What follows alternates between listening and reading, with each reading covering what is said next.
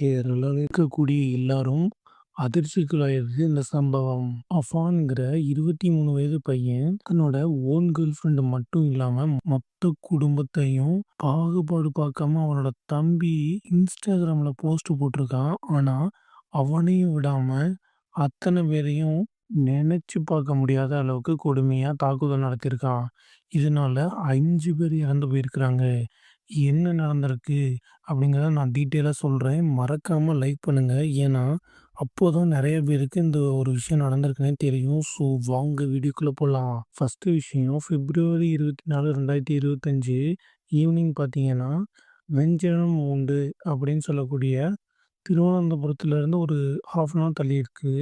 இங்க 23 வயது இளைஞன் அஃப்கான்னு சொல்லி ஒருத்தன் இருக்கிறான். இரவு 7 மணிக்கு காவல் நிலையத்துக்கு ரத்த கறையுடன் போயிருக்கான். அப்ப அங்க போலீஸ் கேட்கிறப்போ, "என்ன ஆச்சுன்னு?" சொல்லி கேட்கிறப்போ, "நான் 6 பேர கொலை பண்ணிட்டதா" சொல்றான். முதல்ல இளைஞன் பேச்சைக்க நம்ப மறுக்கிறாங்க. ஒருவேளை எதுவும் சும்மா எதுவும் சொல்றானோ, புத்தி சோதனை சொல்றானோன்னு நெனைக்கிறாங்க. அப்புறம் ஒவ்வொன்னா கேட்டு கேட்டு கன்ஃபார்ம் பண்ணதான் இவன் பண்ணது எல்லாமே உண்மைன்னு தெரிய வருது. இதுல இன்னொரு அதிர்ச்சிகரமான விஷயம் என்னன்னா, அந்த இளைஞர் படுகொலை செய்தது அவனோட சொந்த குடும்பத்தினரையும், அவனது காதலி என்பதுதான் கொடூரத்தின் உச்சம். முதல்ல இந்த இளைஞன் கொலை செய்தது அவரோட பாட்டி தான் பண்ணியிருக்காரு. ஒரு அங்க பாட்டி இருக்கக்கூடிய இடத்துக்கு போயிட்டு, அவங்கள கொன்னுட்டு பின்னாடி ய 7 கிலோமீட்டர் தொலைவில இன்னொரு சுல்லாலம் அப்படின்னு சொல்லி ஒரு இடம் இருக்கு. அங்க போயி தன்னோட சித்தப்பா, அவங்க அந்த ரிலேட்டிவ்ஸ் அங்க கொன்னுட்டு, அதுக்கு பிறகு தன்னோட 14 வயது சகோதரன், அப்சான்னு சொல்லக்கூடிய சொந்த சகோதரனையும், காதலி பசானா அப்படிங்கிறவங்களையும், தாயையும் கொடூரமா சுத்தியலால தாக்கியிருக்கிறாரு. அது மட்டும் இல்லாம, அதோட இவர் நிறுத்தாம, அங்க இருந்து கேஸையும் திறந்து விட்டுட்டு போயிருக்காரு.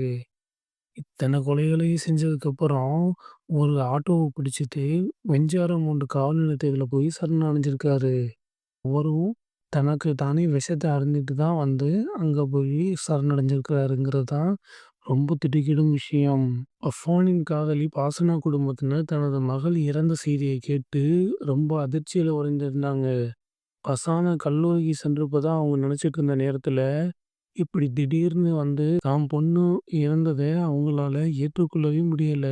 இதற்கு காரணம் என்னவா இருக்கும்னு சொல்லி விசாரிக்கிறப்போ, அவரோட குடும்பத்துக்கு 65,00,000 கடன் இருக்கு. அவர் வெளிநாட்ல தான் வசிச்சுக்கிட்டு இருந்திருக்காரு. அப்படி இருக்கிறப்போ, அங்க ஒரு தொழில்ல பயங்கரமான நஷ்டம் ஏற்படுது. அதனால இங்க 13 பேர்கிட்ட கடன் வாங்கியிருக்கதா சொல்லியிருக்கிறாங்க. இன்னும் அந்த இன்வெஸ்டிகேஷன் போய்க்கிட்டே இருக்கு.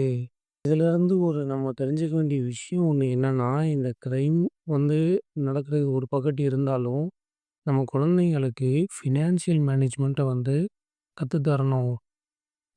தான்கிட்ட இருக்கக்கூடிய பணத்த வச்சு எப்படி வாழணும்னு சொல்லிக் குடுத்தாலே, இந்த மாரி பிரச்சனைகள் இன்னும் வரும் நாட்கள்ல நடக்காம இருக்கும்.